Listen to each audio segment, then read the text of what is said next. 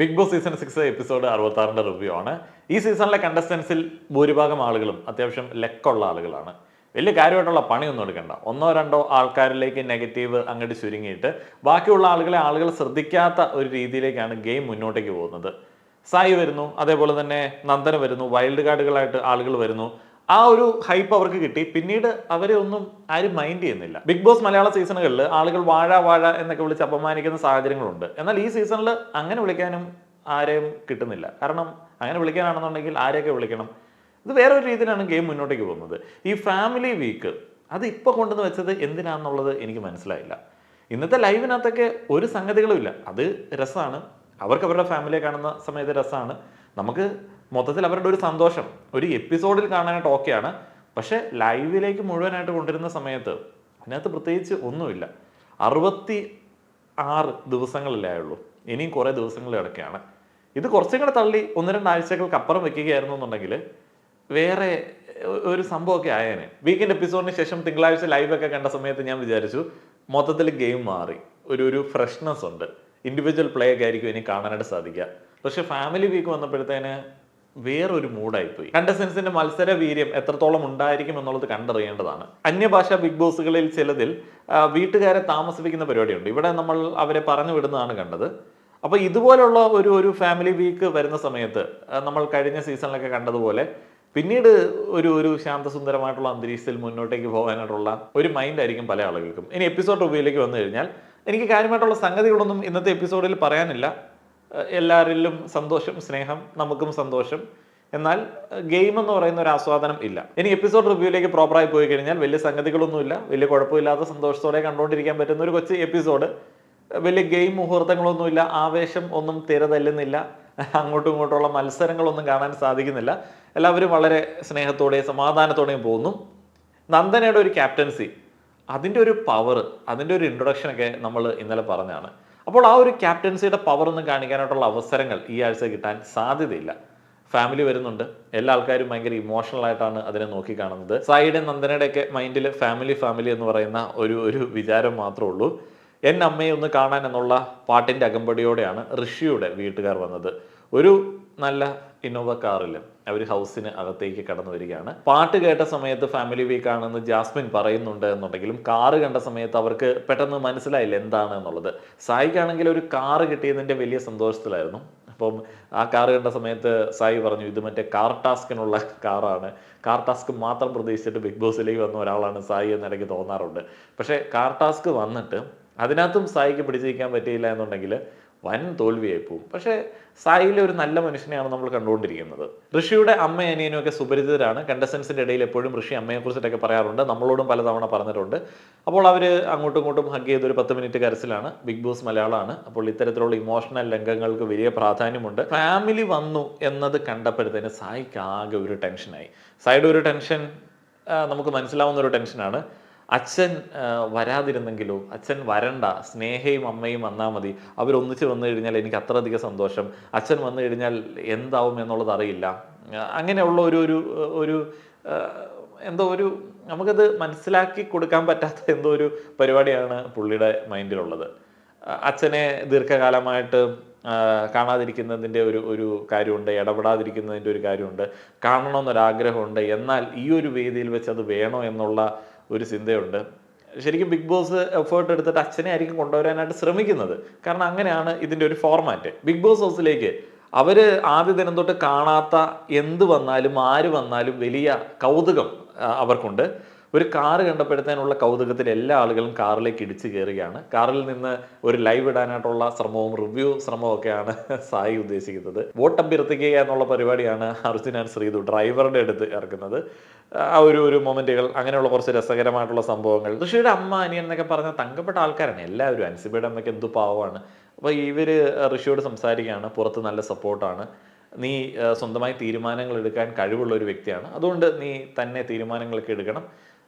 ഈ ഒറ്റയ്ക്ക് ഡിസിഷൻ എടുക്കാൻ പറ്റാത്ത ഒരു പ്രശ്നം നമുക്ക് ഗെയിമിൽ ഋഷിയുടെ ഭാഗത്ത് നിന്ന് കാണാൻ പറ്റുന്നുണ്ടല്ലോ. അപ്പോൾ അൻസിബയുടെ ഒരു ഷാഡോ ആയിട്ട് നിൽക്കുന്നു എന്നൊക്കെയുള്ള ഒരു പേര് ഋഷിക്കുണ്ട്, ഒരു ചീത്തപ്പേര് ഋഷിക്കുണ്ട്. അപ്പോൾ അതിനെക്കുറിച്ചിട്ട് ചെറിയ രീതിയിൽ അമ്മ മെൻഷൻ ചെയ്യുന്നുണ്ട്. ഋഷിക്ക് അത് കറക്റ്റായിട്ട് മനസ്സിലാവുന്നുണ്ട്. അൻസിബയും ബാക്കിയുള്ള കണ്ടസ്റ്റൻസിനെയും എല്ലാം അവരുടെ മക്കളെ പോലെ തന്നെയാണ് നോക്കിക്കാണുന്നത്. ജാസ്മിൻ്റെ ഫാമിലി വരുമ്പോൾ എങ്ങനെയായിരിക്കും അവർ പെരുമാറുക എന്നുള്ളതിനെ കുറിച്ചിട്ട് ജിൻഡോ സിജോ ഒരു ചെറിയ സ്കിറ്റ് അവതരിപ്പിക്കുന്നുണ്ട്. അത് രസമാണ് കണ്ടുകൊണ്ടിരിക്കാൻ. പക്ഷേ ജാസ്മിൻ്റെ ഫാമിലി അങ്ങനെ ആയിരിക്കില്ല ഡീൽ ചെയ്യുന്നതെന്നുള്ളത് നമുക്കറിയാം. പുറത്ത് ഗബ്രി പുറത്തിറങ്ങിയ സമയത്തും ജാസ്മിന് വലിയ സപ്പോർട്ട് കൊടുക്കുന്നുണ്ട്. ഗബ്രി മിടുക്കനാണ്, നിലപാടുള്ള ഒരു മനുഷ്യനാണ്, എന്ത് നൈസായിട്ടാണ് കാര്യങ്ങൾ ഡീൽ ചെയ്യുന്നത്. അപ്പോൾ ഗബ്രി വലിയ സപ്പോർട്ട് ജാസ്മിന് കൊടുക്കുന്നുണ്ട് എന്ന് പറയുന്നു. അതേപോലെ തന്നെ ജാസ്മിൻ്റെ ഫാമിലിക്ക് ഓൾറെഡി സപ്പോർട്ടാണ് എന്ന് മുന്നേ ഉള്ള ചില വീഡിയോസിൽ നമ്മൾ കണ്ടതാണ്. നാട്ടുകാരും ഇപ്പോൾ വളരെ സപ്പോർട്ടായിരിക്കും. അന്നേ സപ്പോർട്ടായിരുന്നു, ഇനിയിപ്പോൾ ഇടയ്ക്ക് സപ്പോർട്ട് പോയിട്ടുണ്ടോ എന്നുള്ളത് അറിയില്ല. ഋഷിയുടെ അമ്മ എല്ലാ ആൾക്കാരോടുമായിട്ട് സോറിയൊക്കെ ചോദിക്കുന്നുണ്ട്. ഋഷിയുടെ ചില സമീപനങ്ങളിലെ പ്രശ്നത്തെയൊക്കെ ഉദ്ദേശിച്ച് അപ്സര പറയുന്നുണ്ട് അങ്ങനെയൊന്നും വിചാരിച്ചിട്ടില്ല. അല്ലെങ്കിലും അപ്സരയ്ക്കും ഋഷിക്കും ഇടയിലുള്ള ഒരു സംഭവമൊന്നും അപ്സര വലിയൊരു പേഴ്സണൽ ഗഡ്ജായിട്ട് വെച്ചുകൊണ്ടിരിക്കുന്നത് എനിക്ക് തോന്നുന്നില്ല. ഋഷിക്കും ഒന്നുമില്ല, ഋഷിക്കും ആരോടും ദേഷ്യമൊന്നുമില്ല. അൻസിബ പറയുന്ന ചില ദേഷ്യങ്ങൾ ഋഷിക്ക് വരുന്നു. അൻസിബയ്ക്ക് ഫീൽ ചെയ്യുന്നല്ലോ എന്നോർത്ത ദേഷ്യമൊക്കെയാണ് ഋഷിക്കുള്ളത്. അത് അൻസിബയോടുള്ള സ്നേഹം കൊണ്ടായിരിക്കണം. എന്ത് പറഞ്ഞാലും എൻ്റേതല്ലേ വാവേ എന്നുള്ള പാട്ട് ഇട്ടിട്ടാണ് അൻസിബയുടെ ഫാമിലി അകത്തേക്ക് വരുന്നത്. അൻസിബയുടെ ഫാമിലി വരുന്നു, അമ്മ വരുന്നു, എല്ലാവരോടും സ്നേഹമൊക്കെയാണ്. ജാസ്മിനെ കെട്ടിപ്പിടിച്ച് ആത്മാർത്ഥമായിട്ടാണ് ഉമ്മ വയ്ക്കുന്നത്. അപ്പം ജാസ്മിൻ അത് അപ്രതീക്ഷിത ഒരു സമീപനമായിരുന്നു. ജാസ്മിൻ എന്ന് പറഞ്ഞു കഴിഞ്ഞാൽ അറിയാമല്ലോ, ആരെങ്കിലുമൊക്കെ ഇത്തിരി സ്നേഹം കൊടുത്തു കഴിഞ്ഞാൽ അത് 10 ഇരട്ടിയായിട്ടൊക്കെ തിരിച്ചു കൊടുക്കുന്ന വൈബുള്ള ആളാണ് ജാസ്മിൻ്റെ ഒരു സന്തോഷമൊക്കെ ഒന്ന് കാണേണ്ടതായിരുന്നു. ഇത്തിരി മറ്റേ ആരെങ്കിലും അങ്ങനെ ഒന്ന് കരുതുന്ന സമയത്ത് ജാസ്മിൻ അങ്ങനെയാണ്. പ്രത്യേകിച്ച് കഥയൊന്നുമില്ല, ലോല ഹൃദയമാണ്, പെട്ടെന്ന് അങ്ങോട്ട് അലിഞ്ഞങ്ങടില്ലാണ്ടായി പോകും. എന്നാണ് ജബ്രി കോംബോയിൽ സംഭവിച്ചതും നെഗറ്റീവായി മാറിയതും. എന്ത് ചെയ്യാം, ചായനൊരു തോളുണ്ടെങ്കിൽ അത് ഉണ്ടെങ്കിൽ നല്ല അത് വേണമെന്ന് നിർബന്ധമുള്ള ഒരാളാണ് ജാസ്മിൻ. അൻസിബയുടെ അമ്മ നല്ല ഗെയിം സ്പിരിറ്റ് ഉള്ളൊരു വ്യക്തിയാണ്. ഗെയിമിനെ ഗെയിമായിട്ട് എടുക്കണം, അതേപോലെ തന്നെ ഒന്ന് ചേർത്ത് നിർത്താനായിട്ടാണ് ഇവിടെ വന്നത്. ചില പ്രശ്നങ്ങളൊക്കെ ഉണ്ട്, അത് കുഴപ്പമൊന്നുമില്ല, അതെല്ലാം മാറിക്കോളൂ എന്നുള്ളതാണ് പറയുന്നത്. അവർ പറയുന്ന ഒരു കാര്യമുണ്ട്, അൻസിബ വീട്ടിൽ അങ്ങനെയാണ്, ഒറിജിനലായിട്ടാണ് ഇവിടെ നിൽക്കുന്നത്. അതേപോലെ ജാസ്മിൻ ആ കുട്ടിയുടെ പ്രായത്തിൻ്റെ ഒരു പക്വതയല്ലേ അതിനുണ്ടാവും. അതേപോലെ തന്നെ അവരുടെ ഏറ്റവും പ്രിയപ്പെട്ട ഒരാളുമായിട്ടൊക്കെ ജാസ്മിനെ കമ്പയർ ചെയ്യുന്നുണ്ട്. ഋഷിയെ അൻസിബയുടെ അനിയനെ പോലെ തന്നെയാണ് അവരും കാണുന്നത്, അൻസിബയും കാണുന്നത്. ഇങ്ങനെയുള്ള കുറേയധികം ഫാമിലി മൊമെൻറ്റ്സ് ആണ്, വേറെ വലിയ സംഗതിയൊന്നുമില്ല. ഇനി ടിക്കറ്റ് ടു ഫിനാലെ ടാസ്ക്കാണ്. അത് ഈ ഫാമിലിയുടെ ഇടയ്ക്ക് നടത്തിയത് എന്താണ് എന്നുള്ളത് എനിക്കറിയില്ല.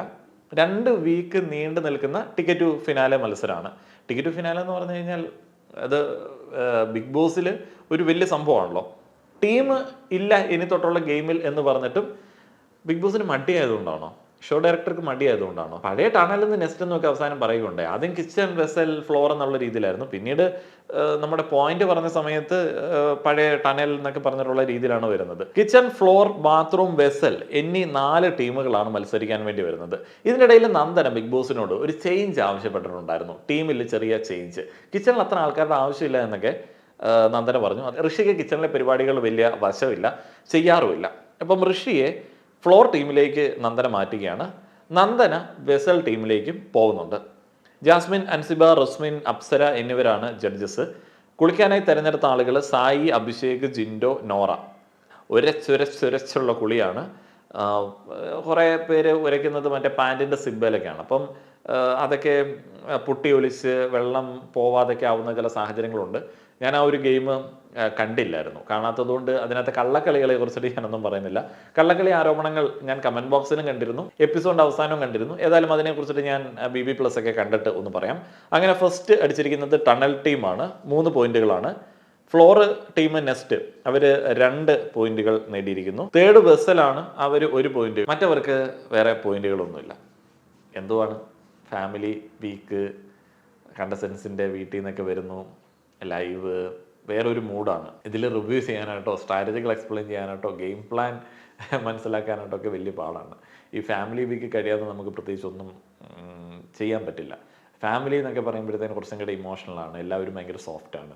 അപ്പോൾ ഫാമിലിയുടെ സാന്നിധ്യത്തിലൊന്നും ഗെയിം വേറെ ഒരു രീതിയിലേക്കൊന്നും പോവില്ല, അതങ്ങനെ തന്നെ പോകത്തുള്ളൂ. ഏതോ ഭാഷയിലെ ബിഗ് ബോസിൽ ഫാമിലി തമ്മിലടിയായിട്ടുണ്ട് എന്നൊക്കെ അറിയാനായിട്ട് കഴിഞ്ഞ സീസണിലെ ഫാമിലി വീക്ക് ഞാനതല്ലേ കണ്ടിട്ടുള്ളൂ. ആ ഫാമിലി വീക്കിലൊക്കെ ഫാമിലി അകത്ത് വന്നിട്ട് ചില ഹിൻഡ് കൊടുക്കലും ചില ഗെയിം കളിക്കലൊക്കെ നടത്തിയതായിട്ട് എനിക്ക് ഫീൽ ചെയ്തിരുന്നു.